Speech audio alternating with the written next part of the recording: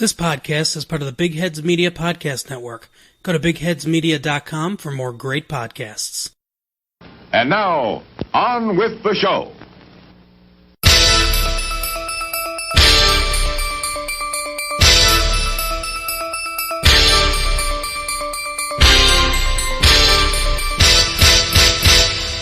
Hey everyone, welcome to We're Watching Here. We're Watching Here. This is Opinionated Movie Talk with Chris and Perry. My name is Chris Williams. With me, he is the Neo to my Morpheus, Perry Seibert. How are you doing today, Perry? Whoa. That's really good. Thank you. Thank you. Very, very good, Keanu. So little inside baseball today. What are we doing today? We just started our Robert Altman series last month. Go back and listen to that episode on MASH if you have not done that already. But we're going to take a little break. Just what's going on. It's the holidays. Perry has been watching movies all the last few weeks. I've been watching movies. We have family things. So we figured the best thing to do to close out the year is you're going to get 2 episodes in December that are going to be covering some new releases, a couple old releases, just talking about things we've been watching lately. A nice way to close out the year. We have a really fun episode we're planning for early January, and then we'll get back into Altman at the end of January. Perry, did I get that all up right?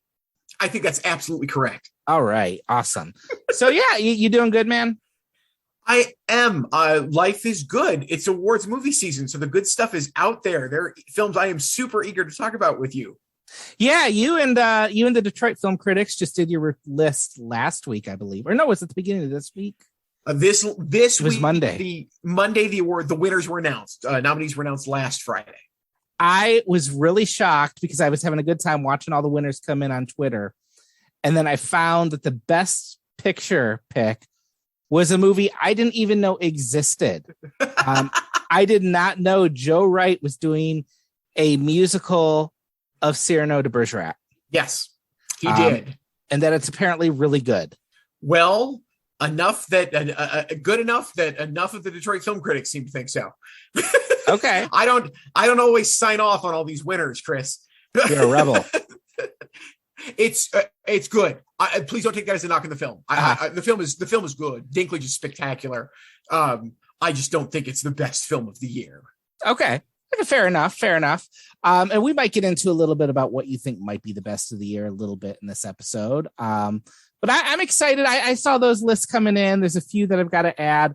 I think I decided I'm not even doing my top 10 list until end of January this year. I am so behind that I feel like, okay, I'm going to spend Christmas break and those dead weeks of January just catching up on old stuff. And then end of January, I can do my list, and that still keeps it within the Oscar season and everything. We've covered this. The movie year ends at the Oscar telecast. As long as you do a top 10 before the Oscar telecast, it counts. That's when the movie year ends. What I was really disappointed was seeing no votes for Barb and Star go to Vista Del Mar. And then I realized that technically we would have voted for that last Oscar season, where it also got looked over. But I remember casting my vote for Jamie Dornan last year for that movie. And I also cast a vote for Jamie Dornan, but for an entirely different movie last year. Have you seen Barb and Star? I have not. I have I have a limited capacity for Kristen Wiig, so I keep thinking I should. But I feel like I know what this is, and I feel like after 20 minutes I'll have had enough. I would say give it a shot because it goes a lot weirder than I thought it was going to go. I won't say any more, but there was an Austin Powers vibe I got to this movie. Okay. And I quite enjoyed it. It's not going to change the world, but I had some nice laughs with it.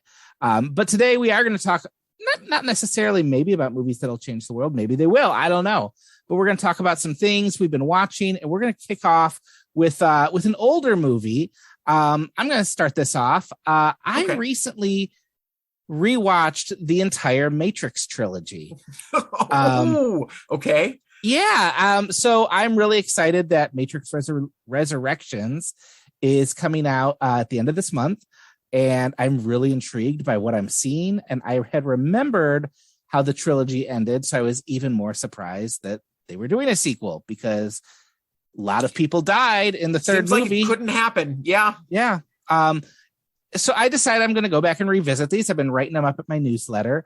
I even watched the Animatrix for my first time, which was really cool. I remember that being better than both sequels. It's an anthology of animated shorts that kind of explore the world created by the Matrix. And it is really interesting. I'm not a huge anime person, but I found it really fascinating, really fun to watch. And it just reminds you how much imagination or how much people's imaginations were gripped by that first movie, right? Mm-hmm. Like people left that movie and they're like, this can go anywhere. And there's so many things to explore. And I think they had more free reign to do some original things with that than they might have actually had with the sequels. And I will just say, I had not watched the sequels, Matrix Reloaded and Matrix Revolutions, since 2003, since I sat in the theater and Matrix Revolutions played and those end credits came up and I screamed, what the hell was that? But, I wanted to watch them again before this. And I have to say, they are messes. They are gigantic messes. But oh my gosh, did I have fun revisiting them and I think they're better than I gave them credit for. And it might just come from the fact that we are so awash in franchises right now and everything exists only to play it safe and to build to the next entry. And to go back and rewatch The Matrix Reloaded and watch them blow up the expectations that everyone had, take it in a weird direction, throw a cave orgy in there, which, Spider-Man's not going to be doing that. That happened. I really found it fascinating. I think Matrix Reloaded is a movie that is so ambitious that it can't hold together, right? It is so much story, so many plots that honestly, the whole Agent Smith plot could have been moved to the third movie. So many ideas they're tossing at you about determinism and free will and control and the human capacity to love and all these big concepts they're throwing at you that it can't hold together. It is a mess. It is paced really, really poorly. Like there are action sequences that stretch for 40 minutes and then they're followed by 40 minutes of talking with a French dude in a restaurant. Yes, they are. And with Monica Bellucci right there next to her. Yes. I'm fine with that. Yes. And I kind of love Lambert Wilson as the Merovingian, who is just so French. And it is such a mess of a movie, and yet I kind of love it because I love that mess. But I love that ambition. And again, you're not going to see Marvel do that. I think the Wachowskis would be really horrible with a Marvel movie. Because I don't think they'd want to make your typical franchise. And I like Matrix Revolutions quite a bit as well, even though I hated it on that first viewing. I was like, oh, this isn't giving me what I thought the series would give me. Some of its concepts about love, I found kind of affecting. If you know where, the work the Wachowskis have done after The Matrix, they get really sappy and really kind of saccharine sometimes. Yes, that is the true. It's the true. And I could, I was surprised by that in Revolutions when I first saw it. Now it made sense seeing what they've done elsewhere.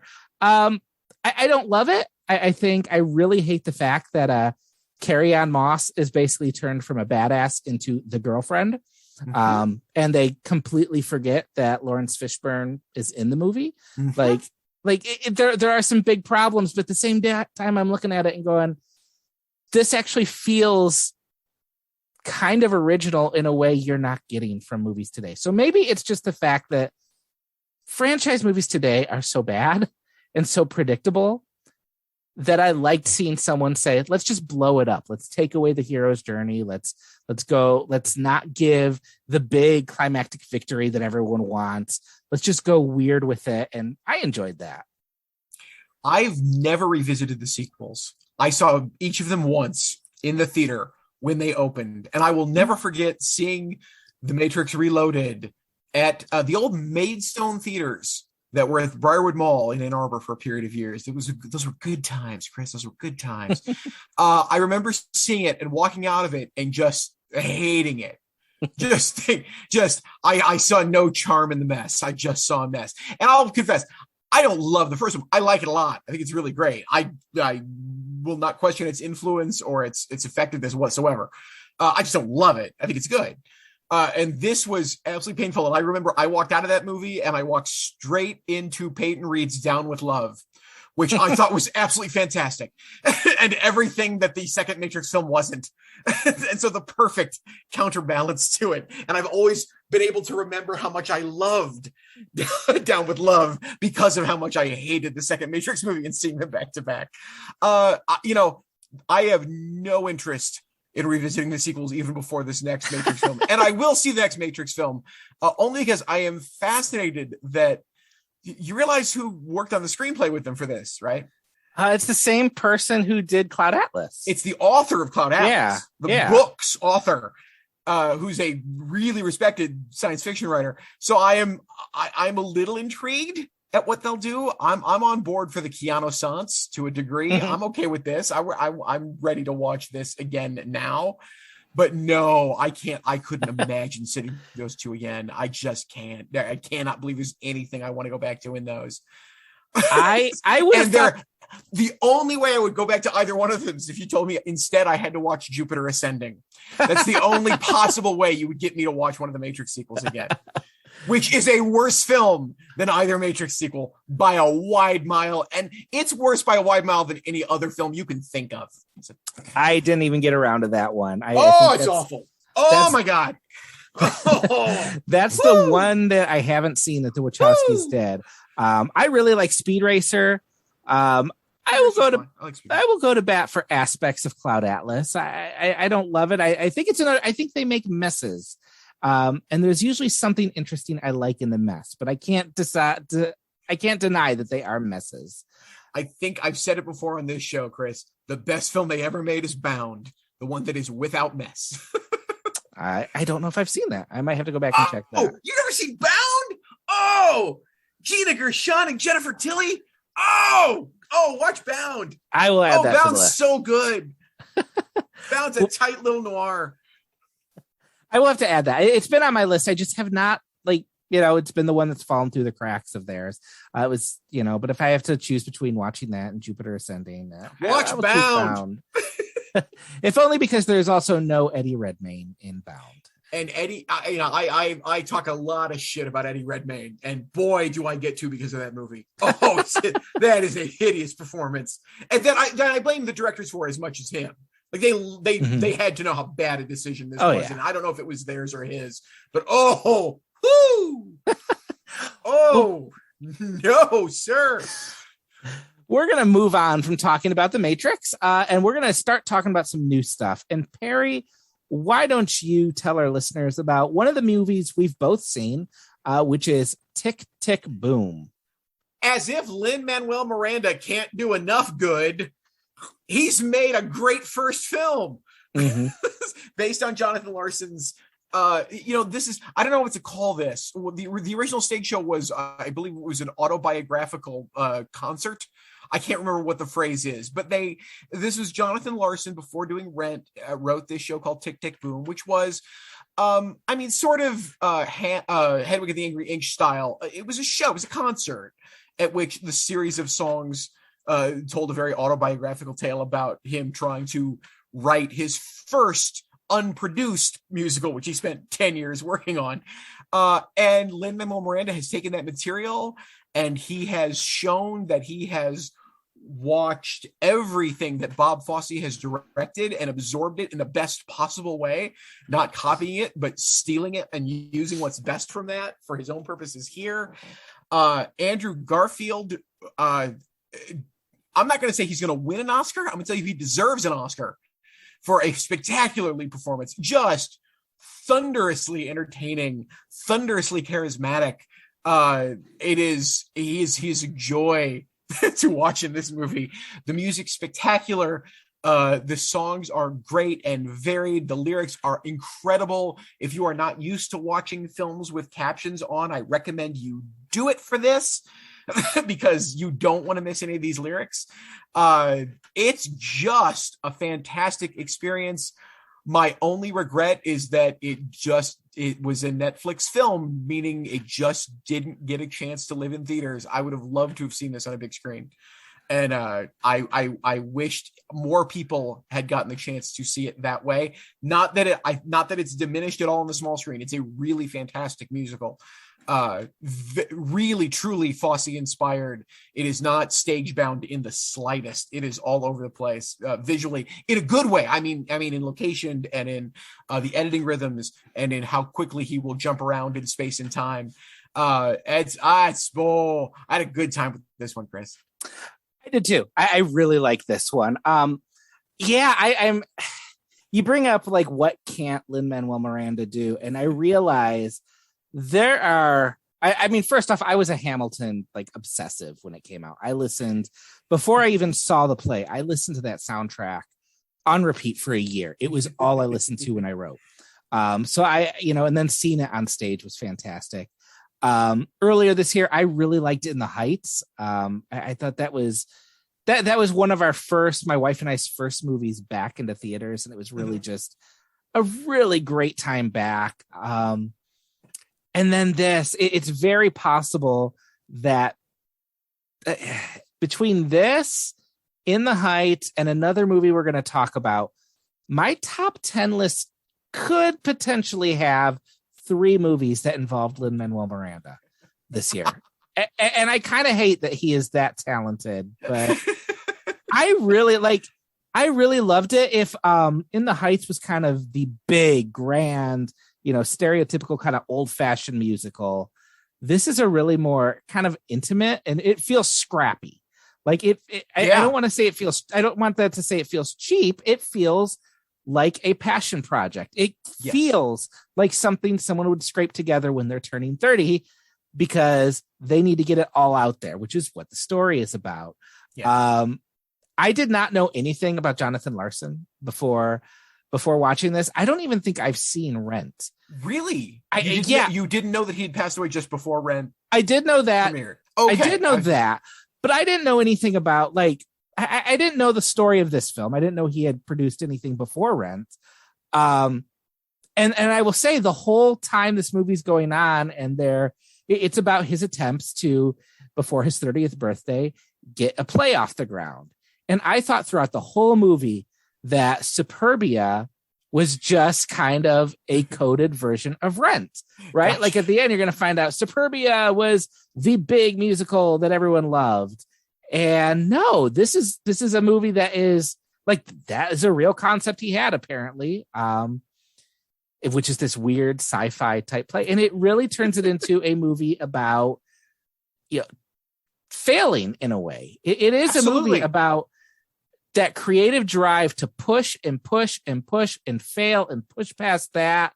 I love Andrew Garfield in this. I think he just captures. When I turned 30, I was feeling the same way. 30 was a rough birthday. 40 wasn't, but 30 was a rough birthday because I'm sitting there going, okay, I'm a grown up now. I don't know what I've accomplished. I need to do something. I wasn't married. I didn't have kids. I had a job I didn't care much for. And so just within the first 5 minutes, the first song of the movie, it captures that entire feeling to the point where I had to tell my wife, I kind of hate how I feel attacked right now. It really seen, does. Yeah. I feel naked. Yes. It captures that excitement and that passion and the frustration. But it also wraps in some, important work about information about the AIDS crisis and how that informed his work and the compassion that was in his work. And it's really, it's a joyful musical. It's funny. I think all the music sequences are really well done. I love the Sunday sequence at the diner. It's funny because I think I watched this a week before Stephen Sondheim died. Yeah. And Bradley Whitford really does a good Sondheim in this. It's very funny, but I do think it's worth noting that Sondheim himself does also make an appearance. Yep, he does. Okay, good. I was hoping you knew that. I actually caught it. I was watching it with my daughter, who's a huge musical person. And I said, Emma, that wasn't Bradley Whitford's voice. I bet that was Stephen Sondheim's voice. Yeah. It's a highly enjoyable movie. The same way, I wish I would have seen this on the big screen. Like, yeah, it is a movie to see with a crowd. It's a movie to see in a crowded theater with people who are excited and enjoying it. I've been listening to the soundtrack quite a bit. It's really fun. I wish it had come out when we had done the episode on our favorite musicals of the 20th century, because it would probably be on that list. Yes, it would easily be on that list for me. Absolutely. And the other thing I wanted to say about it is, as much as we're talking about how exhilarating and fantastic it is, and it is, for me, it's also, it manages to deal with a topic that gets talked about a lot, which is what an artist has to recognize that they need to give up in order to achieve what they want to achieve. Mm-hmm. And it does that without making that something great. Like, it's not sort of celebrating that. That's not the point. That is something you are going to have to do. And it's not good. It's not easy. It's not pleasant. What it costs you to lead this very artistic life is great. It's not about being able to have it all. It's about, you have to make these decisions in your life, and what are you going to commit to? That I found very affecting. I've seen that lots of times, but I've never seen it feel like it had genuine emotional stakes quite like this, which is due to, I think, both Garfield's performance and those fantastic songs. Most movies would make it feel like the heroic sacrifice, right? And this just makes it feel like the painful sacrifice that it often is. Right. And the fact that it kind of sometimes makes Larson a bit abrasive and unlikable. And it doesn't back away from that. And manic. It's very interesting too that Lin-Manuel Miranda got success at a very young age. I mean, I think In the Heights had already won the Tony before his 30th birthday. I think he was in his 20s when that happened.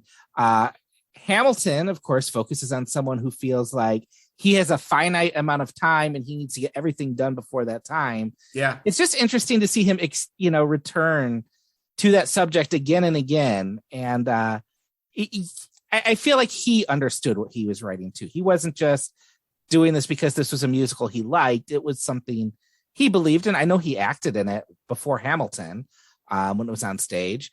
And it felt personal to him in a way. Yeah, I love the fact that he chose to direct this and not In the Heights. Did you see In the Heights? Smart choice. I did. I was fine. I was unfamiliar with In the Heights. I mean, I knew of its existence. I didn't know a song in it. I knew nothing about it before finally seeing the film. And what was most interesting to me was seeing, he'd gotten close to this before. The Hamilton stuff seems less revolutionary musically. Yeah. What you see In the Heights, but I liked In the Heights. I didn't love In the Heights. In the Heights is too long and the old-fashioned to me in a bad sense in the direction. I didn't care for I didn't care for it as a film all that much. It might have worked better on stage for me, but it's fine. I don't hate the film. I don't think it's a failure. I think it's bad, but it doesn't feel like a film that has a vision like this does. No, I definitely think I prefer this to it.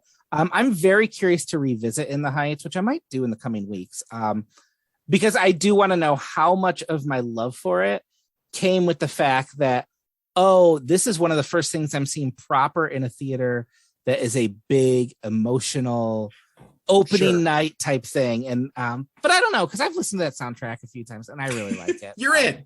Yeah, I could see them both being on my list. As well as the next movie I'm going to talk about, which is, again, more Lin-Manuel Miranda.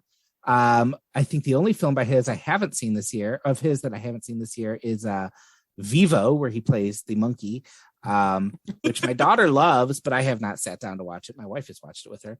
But I took my kids to go see Encanto last week, which is the new Disney movie that he wrote all the songs for.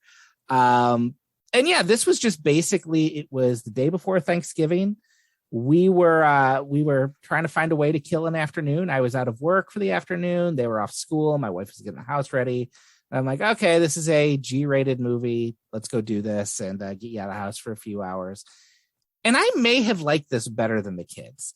So this is that happens. This is a movie that is about a family in Colombia that has a magical house. It kind of sprung up in the middle of the jungle to protect the family.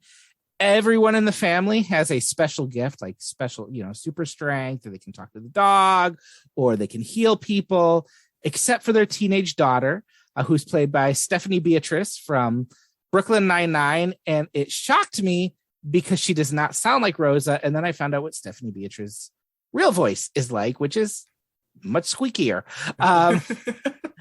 But yeah, this is a movie about a girl who doesn't have powers growing up in a family of people who do, which is, it's standard Disney fare. But I feel like Disney has very slowly been surpassing Pixar with their animated films.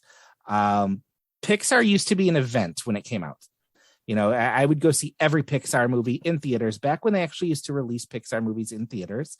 And I was guaranteed they were going to be great. They were all going to be great. And they still do a lot I like. I thought Luca this year was fine. I had Soul on my top 10 list last year. I liked Soul quite a bit.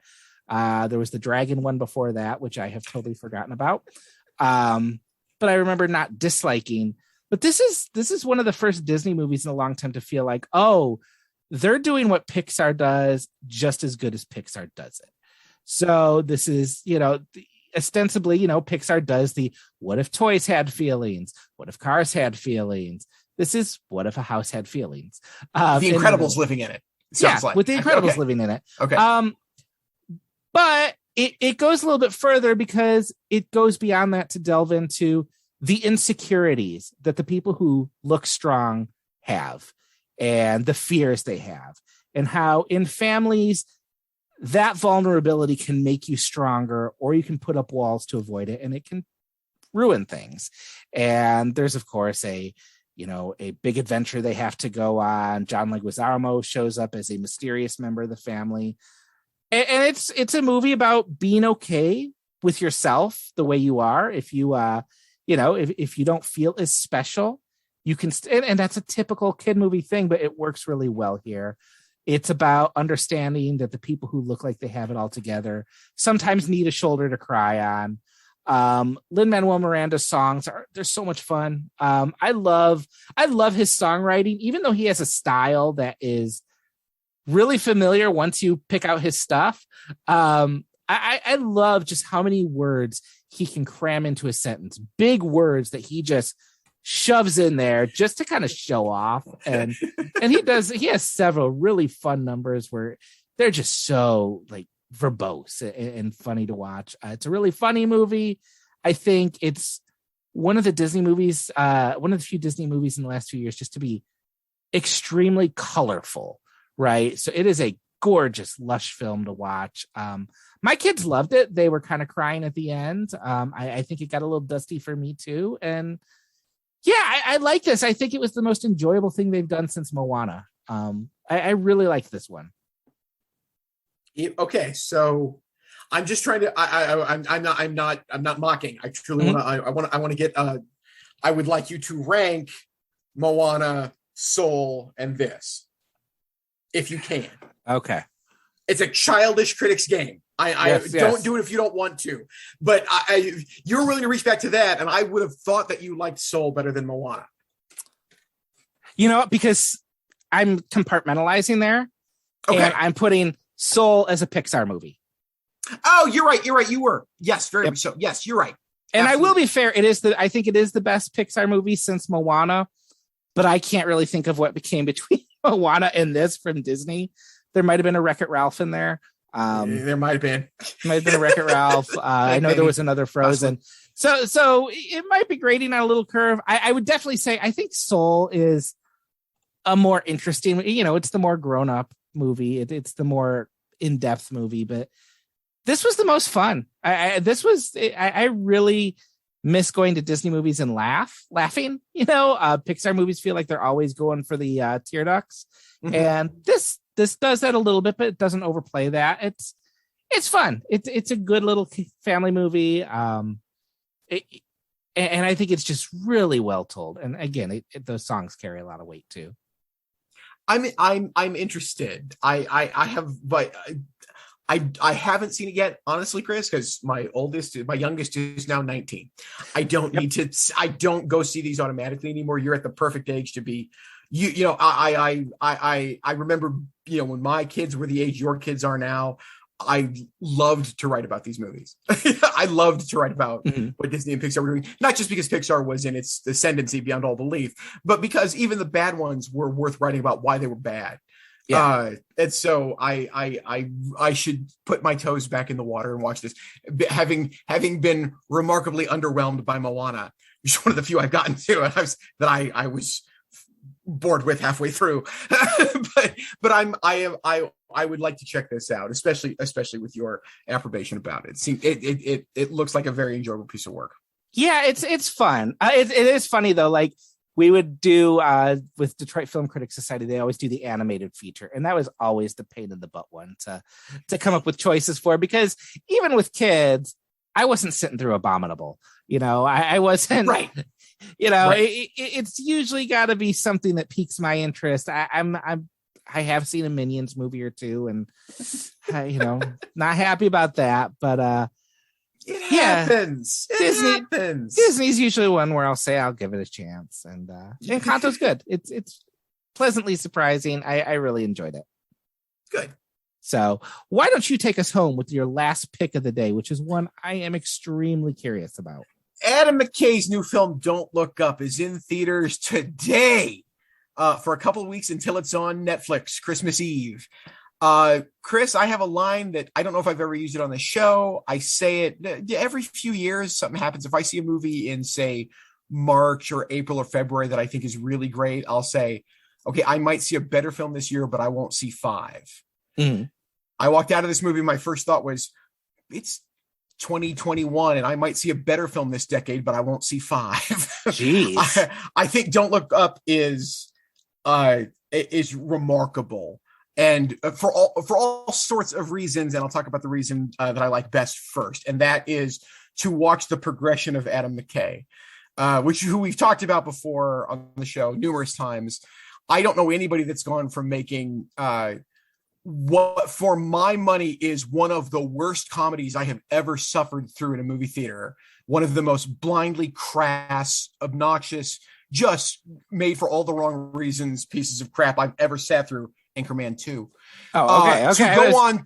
To go on to completely overhaul, to put all of that behind him. To put, you know, everything that was, and there is lots of good in other Adam McKay films. I please understand, I just really, really, really hated Anchorman 2. You know, to follow it up with The Big Short, Vice, and now Don't Look Up, I can't think of anybody who has so grown as an artist, and I am not being sarcastic when I use that phrase. Who has and with this film specifically, which is about 2 astronomers from Michigan State who discover a comet that is headed directly for Earth and will wipe out the planet in about 6 months. That's the setup. That's the first scene of the movie. The Big Short is spectacular. And his whole goal with The Big Short, he said, was what if our entertainment told us stuff we really needed to know? And that is an admirable premise to start from. And he followed that up with Vice, which, while I don't think works as well as The Big Short, I think it's very good. And I think it's one of the angriest movies that's ever been put out by Hollywood. Vice is a punk rock film as has ever been made. I like it for that reason. I like its ballsiness. But now, and what's great about this is he's stopped trying to tell us things we need to know, and he's showing us how we are. Don't Look Up is, I can only speak in hyperbole, Chris. It's one of the greatest satires ever made. It is Dr. Strangelove level satire. It is Tropic Thunder level satire. It absolutely takes this premise of, okay, if everybody knows the world is going to end in 6 months, how does our world culture right now react to that? And boy, he sees it clear. And it ain't pretty. It is horrifying. the premise, how he runs with this premise. And at the same time, you don't stop laughing. And the grand achievement is he not only keeps the comedy and the horror together, not allowing one to sort of overtake the other, but the grand accomplishment is, for all of its anger and all of its cynicism, it ends, and I am not talking about the post-credit sequence, it ends on a note where it is actually still sad. It's not above you. This is film. I've read the reviews are starting to come in now, and I'm surprised how divisive this film seems to be. There are people who think this film is incredibly smug, and I think they are missing the point entirely if they think this movie is smug. This film hurts in a way that The Big Short and Vice didn't. And it's funnier than both of those movies at the same time. That's a remarkable accomplishment. McKay has managed to be the most political filmmaker in Hollywood and the funniest. I don't know how he's managed to pull that off, but he has. And if anyone's not paying attention, if anybody is the kind of person who dismisses comedy as something lesser in a filmmaker's work, or if that is their main mode of expression, you're just missing out on one of the brightest and best and smartest talents we have going right now. This is a hell of a movie, Chris. I cannot recommend this movie enough. I am so curious and so excited about this one.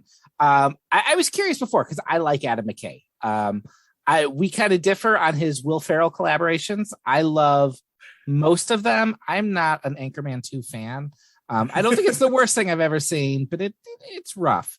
But I like his projects with Will Ferrell. I love Step Brothers. It is maybe my favorite comedy ever. I love Anchorman. I love Talladega Nights. But he's been making that progression throughout his career, because while it's not my favorite of his movies, I think maybe his best of the Will Ferrell comedies is The Other Guys.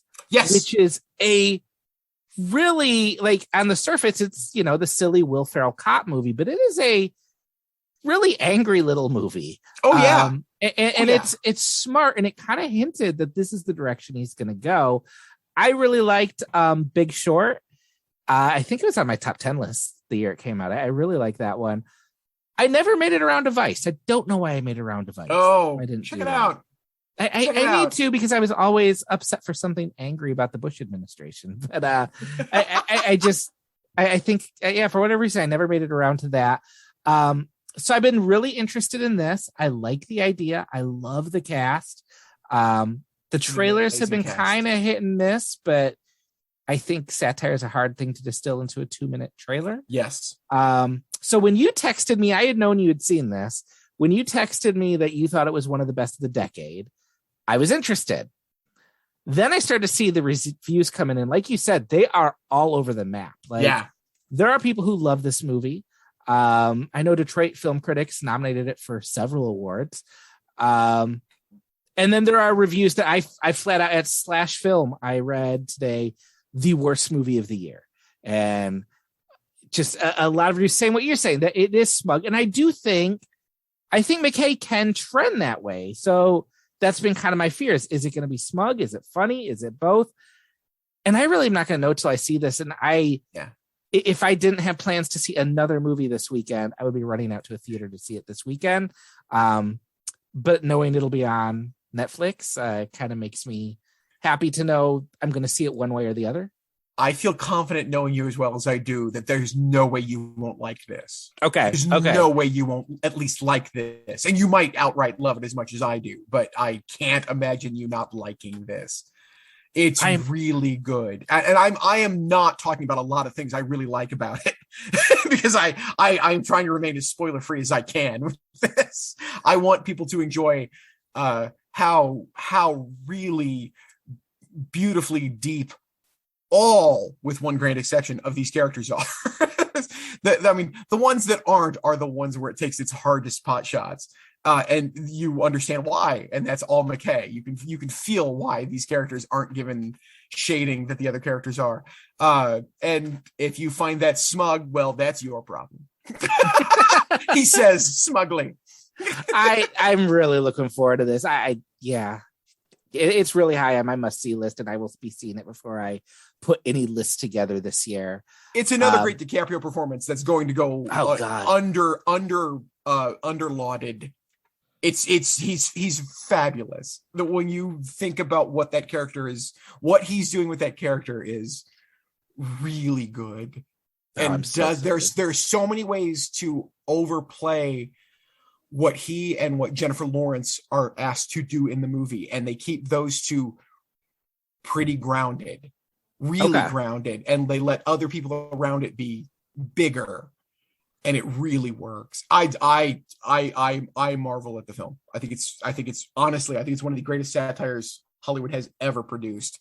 It's the kind of movie that doesn't get made much anymore. And has never been made much. I don't want to say it doesn't get made much anymore. It doesn't get made much. This level of social insight doesn't happen, and it really doesn't happen as a satire, as comedy this strong. I think it's an amazing piece of work. I can't wait to see it, and if I like it, it might finally convince me to pull the trigger on Succession, which has been sitting in my HBO queue, and just the idea of watching a show about rich white jerks, not very appealing to me right now. But I know I eventually got to get around to that. Yeah, it's pretty good. It's pretty good. I'd love to have that. I like the show.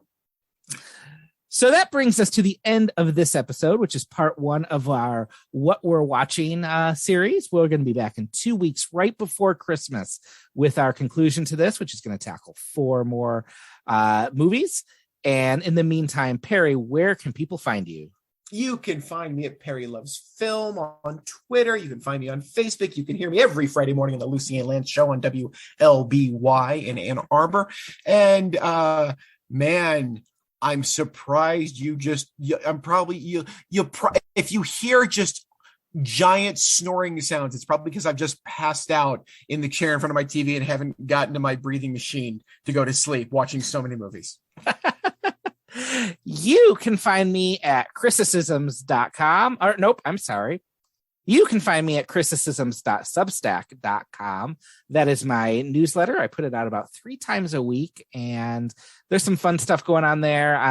In addition to new releases, I do a Friday franchise rewatch where right now I am going through the Matrix movies. I just published a massive article about Die Hard that I really liked. And I'm going through adaptations of A Christmas Carol as well. So December's being a lot of fun there. A lot of good stuff to come out in January.